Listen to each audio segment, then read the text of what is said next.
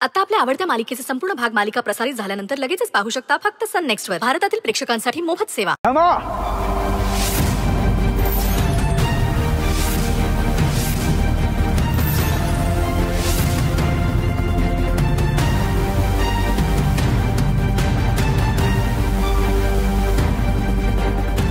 माफ करा, म्हणजे मला हे बोलण्याचा अधिकार आहे की नाही मला माहित नाही, पण तरीही बोलतो. सुंदरीला काय म्हणायचे कोणालाच कळलेलं नाहीये.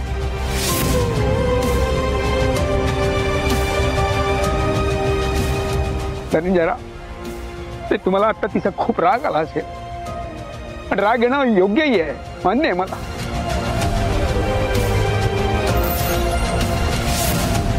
आपण तुम्ही आता जर तिच्यावरती ओरडलात, तिच्यावर विश्वास दाखवला नाही, तर विश्वास दाखवला तर ती आतून सुद्धा तिची लढाई हरेल. ते तर स्वतःचीच लढते. आव पण वाट कसं असतं माझे धनंजयरावांचा हात असाच अर्ध्यावर सोडल्यामुळे तुम्हाला कदाचित तिचा निर्णय आवडला नसेल, मलाही आवडलेला नाही. पण एकदा तिच्याकडे सावीची आई म्हणून बघा.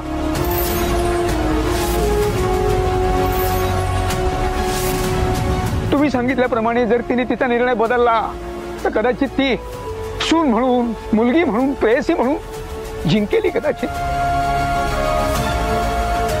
पण आई म्हणून कायमची हरेल. सावीच्या मनामध्ये सुंदरीबद्दल तिच्या बापापासून तिला तोडल्याचा एक द्वेष, एक राग निर्माण होईल आणि तो कोणी संपवू शकणार नाही. संपवू शकेल का मला सांग धनंजयराव? आणि बघा, मला पूर्ण खात्री आहे सुंदरी यातनं सुद्धा काही ना काहीतरी मार्ग काढणार, नक्की काढेल. पण तुम्ही जरा समजुतीनं घ्या. आज ती एका अत्यंत अवघड परिस्थितीला तोंड देते आहे, विसरू नका.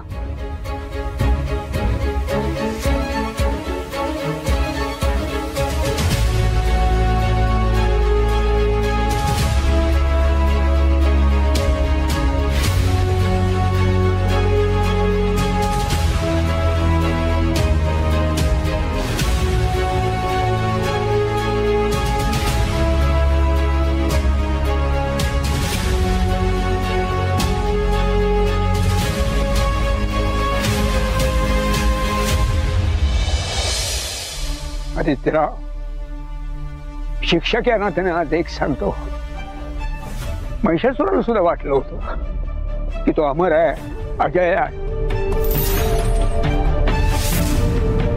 पण त्याचा हा अहंकार मोडून काढण्यासाठी देवी पार्वती दुर्गेचं रौद्र रूप घेऊन उभी ठाकली. माझी सुंदरी गौरीच्या शांत रूपाने तिचं नवं आयुष्य सुरू करत होती, पण तुम्ही आज तिच्यातलं दुर्गेला ललकारलंय. त्यामुळे एक ना एक दिवस तुमचाही संवार आता अटळ आहे. माझे शब्द लक्षात ठेवा.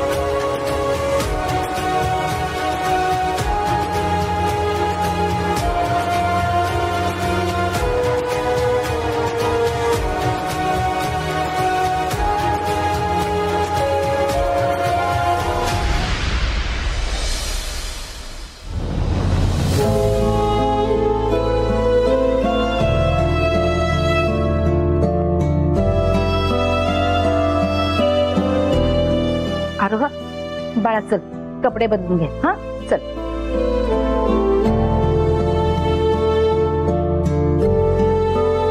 आरोह ए बाळा चल उठ. ए बाळा अरे इथे बघ बाळा, नको ना रडू. का रडतोस? बाबा आहे ना, बाबा सगळं नीट करेल. यारू तू जर असं रडलास तर मला कोण सांभाळणार? माझ्या हसऱ्या खेळकर आरोहला आशा दाखवून विश्वासघात केलाय सुंदरीनं त्याचा. स्वतःच्या मुलीचा विचार केला, ज्याला आपण मुलगा म्हणणार होतो, ज्याला आईचं प्रेम देणार होतो, त्या मुलाचा जरा सुद्धा विचार करावा असा वाटला नाही तिला. ही गोष्ट माझ्याच मनाला इतकी लागलीये तर बिचारा आरोचं काय झालं असेल. खरं तर चूक माझीच आहे. नाही धनंजय, अहो तुम्ही असं अजिबात म्हणू नका. या सगळ्यात जर चूक कोणाची असेल तर ती माझी आहे. मला माहितीये ना, सुंदरीच काय, इतर कुठल्याही मुलीचा विचार तुम्ही लग्नासाठी केला नव्हतात. इव्हन तुम्ही तर लग्नासाठी सुद्धा तयार नव्हतात. मीच आग्रह करून बळजबरीनं तुम्हाला उभं केलं लग्नासाठी. कारण मला खरंच असं वाटायचं की आरोहला आईची गरज आहे आणि तुम्हाला एका चांगल्या जोडीदाराची. पण माझी पारख चुकली हो, चुकली माझी पारख. नाही आहे, तुम्ही प्लीज असं सगळं काही बोलू नका. तुमचं काही चुकलेलं नाही. तुम्ही नेहमी माझा आणि आरोहचा भल्याचाच विचार केलाय. आणि कोणती सासू आपल्या जावयासाठी इतकं करते हो? तुम्ही तर आपल्या पोटची पोरगी गमावली, पण दुःख घेऊन आमच्या पाठीशी उभे राहिलात कायम. जे काही घडलं ते खूपच अनपेक्षित होतं. शेवटी परिस्थिती समोर पुन्हा एकदा हतबल झालं होतं. नाही, मला नाही असं वाटत. मला असं वाटतं की ही परिस्थिती योगायोगानं नाही निर्माण झाली, ती कोणीतरी मुद्दाम निर्माण केलीये. सुंदरीचा आदित्य बरोबर जाण्याचा निर्णय हा म्हणजे आपल्या सगळ्यांची उघड उघड फसवणूक आहे. खूप जिव्हारी लागलंय माझ्या ते.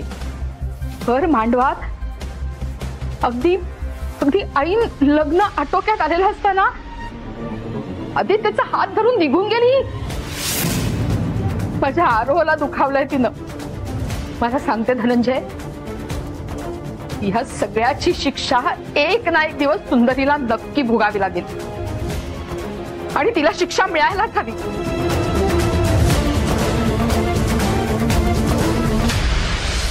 सुंदरी, मला तुझ्या या वागण्याचा अर्थ ना अजिबात कळलेला नाही. काय ह्या माणसाला घरात घेतलंयस तू? अगं सावीला मोर करून येऊ तुझ्या आयुष्याचं वाटवाच करणार आहे.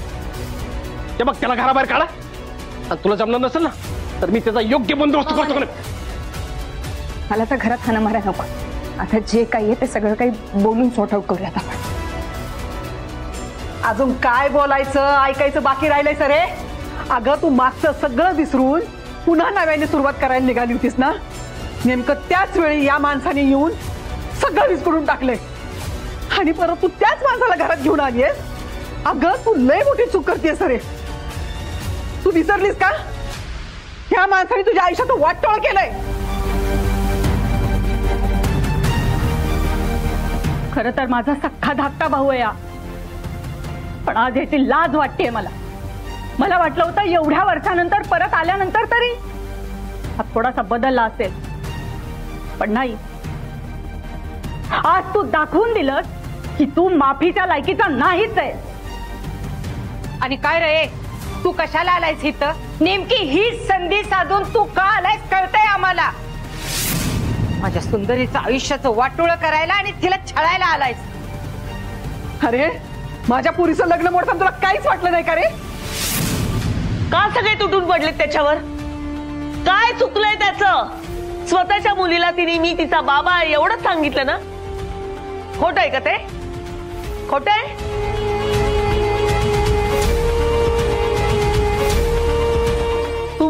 तुमच्या मुलीसाठी जीव तुटतो व त्याचा नाही तुटणार? आई अगं काय बोलतेस तू? आणि अचानक तुला आदित्यचा का पुळका येतोय? अगं हे का वागतेस तू? तुला दिसत नाहीये का? अगं सरूचं लग्न मोडलंय त्यांनी, कळतंय का तुला? तू मध्ये बोलू नको का?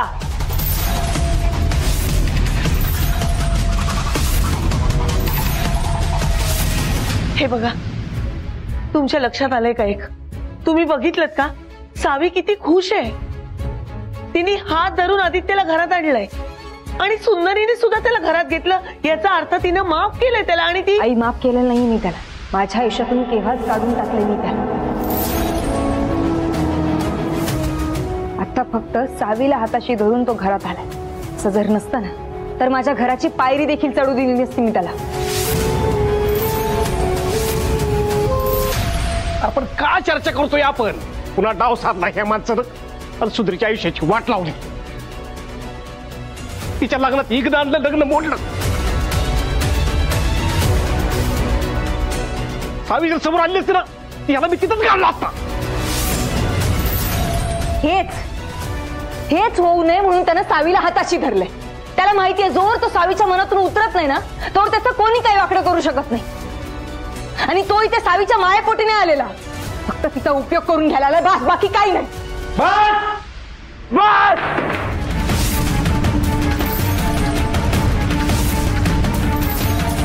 खूप ऐकून घेतलं तुमच्या सगळ्यांचं. तू चुकलास म्हणून मला म्हणताय ना, पण इकडे असलेला प्रत्येक जण कुठे ना कुठे चुकलेला आहे. आणि सगळ्यात मोठी चूक आहे ना ती दाजी तुमची आहे. जेव्हा उमाताईचं लग्न तुटलं, भरमंडपात तुम्ही उभे राहिलात, तुम्ही तिच्याशी लग्न केलं, उपकार आहे तुमचे आमच्यावर, आमच्या फॅमिलीवर, मान्य आहे मला. पण त्याची परतफेड मी अशी करावी? तुम्ही फक्त कॉल करून सांगितलं ये इकडे, मी आलो. तुम्ही सांगितलं सुंदरीसोबत तुला लग्न करायचं, मी केलं. कसा नकार देणार? माझा राग तुम्ही उमाताईवर काढला तर. आणि हे सगळं मी का करायचं? तर सुंदरीच्या वडिलांनी तुमच्यासाठी जीव दिलेला म्हणून मी त्याची परतफेड करावी अशी. आणि तुम्ही सुंदरीला लग्न नव्हतं करायचं ना? तिला IAS व्हायचं होतं, पुढे शिकायचं होतं, पण तुम्ही काय केलं? तुम्ही आत्महत्या करण्याचा प्रयत्न केला आणि तिच्यावरती ह्या लग्नासाठी दबाव टाकला. हे कितपत योग्य आहे? बरं सांगू, सुंदरीवर सगळ्यात पहिला अन्याय तुम्ही केलाय, तिच्या खुद्द आईने. आणि उमाताई, तू एक तर तुझं लहान भाऊ होतो ना, लहान बाळ होतो. माझ्या मनात काय चाललंय कधी जाणून का नाही घेतलं तू? लग्नाच्या वेळेस आली विचारायला की मला लग्न करायचंय, नाही करायचंय, मला काय करायचंय विचारलंस का ग तू कधी? तुमच्यापैकी प्रत्येकाने मला फक्त दोषच दिले, पण मला समजून घेण्याचा किती जणांनी प्रयत्न केला?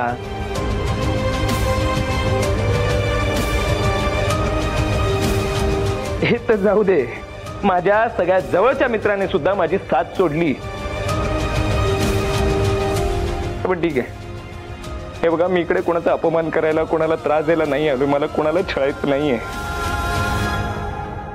हे बघा, सुंदरीला ज्याच्या कोणासोबत लग्न करायचं ना ती करू शकते, ती मोकळी, माझं काही म्हणणं नाहीये. मला फक्त माझं बाळ हवंय, माझी सावी हवी. मला माझी सावी द्या, मी इकडून निघून जाईन, मला बाकी काही नकोय मला. हे बघा, सावी सोबत माझं रक्ताचं नातं हे तुम्ही झिडकारू शकत नाही, मला माझी सावी द्या प्लीज. वा, लय लवकर आठवण आली रे तुला. अरे तू जरी बाप असलास ना तरी माझ्या सरूनी तिला पोटच्या पोराप्रमाणे जपलंय.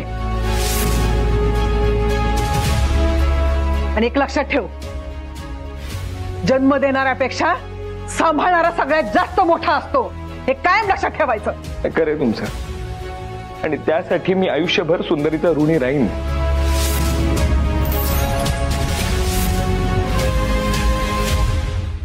मला राहायचंय ना माझ्या मुलीसोबत, एक वेगळं आयुष्य उभं करायचंय. काय प्रॉब्लेम आहे? आणि तुम्हीच काय, कायदा सुद्धा मला माझ्या मुलीपासून लांब करू शकत नाही, म्हणून मी तुमच्या सगळ्यांसमोर हात जोडतो. बघा, मला माहितीये तुम्ही सगळ्यांनी मिळून आहे ना मला नालायक माणूस म्हणून ठरवलेले, माझ्या कपाळावरती शिक्का मारलेला आहे की मी नालायक माणूस आहे, हो की नाही? प्रत्येकाने. तुमच्यासाठी मी नालायक नात जावई आहे, नालायक भाऊ आहे, नालायक जावई आहे. नालायक मुलगा, नालायक मामा, नालायक मित्र. ठीक आहे, तुम्हाला सगळ्यांना वाटतं ना मी नालायक आहे, पण मी नालायक बाप नाहीये. मी माझ्या मुलीचा लाडका एडिसर आहे, लाडका बाबा आहे. आणि हेच सत्य आहे. सुंदरी एक आयुष्य जगली आहे, ज्या आयुष्यामध्ये बापाची छत्र छाया नसते, सावली नसते. तुला माहिती आहे ते आयुष्य किती कठीण असतं. माझ्या लेखीला ते जगायला लावू नको, तिला ते आयुष्य देऊ नको. तिचा बाप जिवंत आहे, प्लीज. माझं एवढं म्हणणं आहे, माझ्या पोरीला ते आयुष्य जगायला लावू नको. मी तुमच्या सगळ्यांसमोर हात जोडतो, तुमच्या सगळ्यांसमोर हात जोडतो. मी पुन्हा एकदा सांगतो, मला सुंदरीच्या आयुष्यात काही करा, ते तिचं छान लग्न करा, तिला हवं त्या व्यक्तीसोबत करा, तिने सुखाने जगू दे. मला फक्त माझी सावी हवी आहे, मला माझं बाळ हवं, अजून काही नको प्लीज. मला फक्त माझं बाळ द्या, मी इकडनं निघून नाही. मला अजून काही नकोय, मला फक्त माझं बाळ द्या, अजून काही नकोय मला. ए बाद झाली तुझी नौटंकी, लई नाटकं झाली तुझी. आणि तू इकडं आलायस ना ते सुंदरीचं लगीन मोडायला. उगाच सावीचं नाव नको पुढे करूस. चल निघ. नाही ठीक आहे, तुमचं बरोबर आहे, पटतंय मला. ठीक आहे, फक्त एक काम करा, सावीला बोलवा इकडे, तिच्या समोर मला सांगा निघून जायला. मी निघून जातो.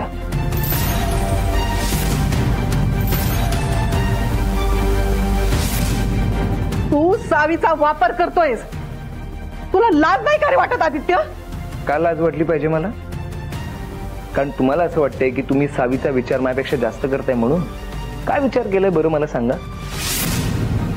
तिच्या आनंदाचा विचार केलाय? जेव्हा तिला कळलं तिचे खरे बाबा आले, तिच्या डोळ्यांमधला आनंद बघितलाय कोणी? जेव्हा तिला कळेल की तिच्या बाबांना या घरापासून काढलं गेलं, तिला तिच्या बाबांपासून वेगळं केलं गेलं, तेव्हा तिला काय वाटेल याचा कोणी विचार केलाय? मला एक गोष्ट कळत नाही की एका मुलीला तिच्या बापापासून वेगळं करणं हे तुमच्यासारख्या महान लोकांच्या तत्वात कसं बसतं? आणि हो महान लोक, तुम्ही सगळे महान माणसं आहात ना, कारण इकडे प्रत्येकाचा हट्ट आहे खरं बोलणं, सत्य बोलणं. सत्याचा हट्ट हा, सत्याचा हट्ट, मग ठीक आहे, सत्य सांगायचंय तर सगळं सत्य सांगायचं आणि सगळ्यांना. आणि बोलवा सावीला इकडे, तिला सांगा सुंदरी आणि माझं लग्न कुठल्या परिस्थितीत झालं होतं, अनु तिची कोण लागते, सुंदरी तिची खरी आई नाही आहे.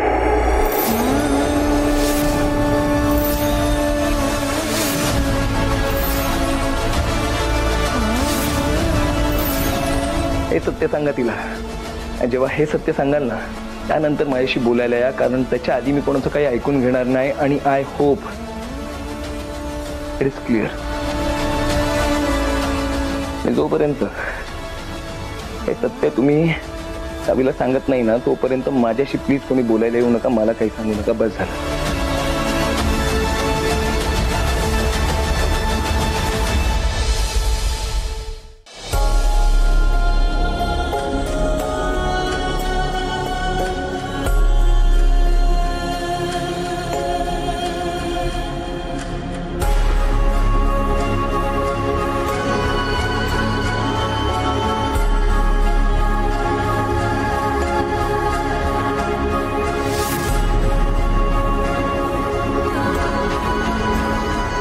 खरंय,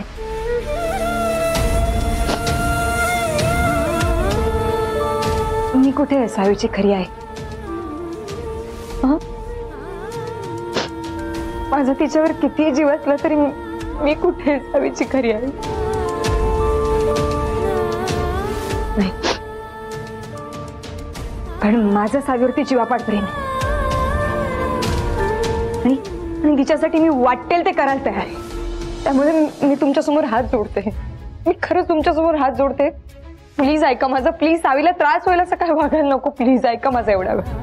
अगं पण सुंदरे, मामा, सावी आदित्यवरती प्रेम नाही करत आहे. गेले 6 वर्ष तिने जी स्वतःच्या मनात वडिलांबाबतीत प्रतिमा बनवली ना, त्या प्रतिमेवरती प्रेम करते. आणि आता जर आपण आदित्याला घराबाहेर काढलं ना, तर सावी नाही नाही, तुमच्या समोर मी हात जोडते, प्लीज प्लीज सावीला त्रास होईल असं वागायला नको. प्लीज तुमच्या पाया पडते मी. प्लीज प्लीज ऐका माझं. प्लीज मामा प्लीज एवढं वेळ माझं ऐका. प्लीज सावीला त्रास होता कामा नाही. प्लीज ऐका माझं. प्लीज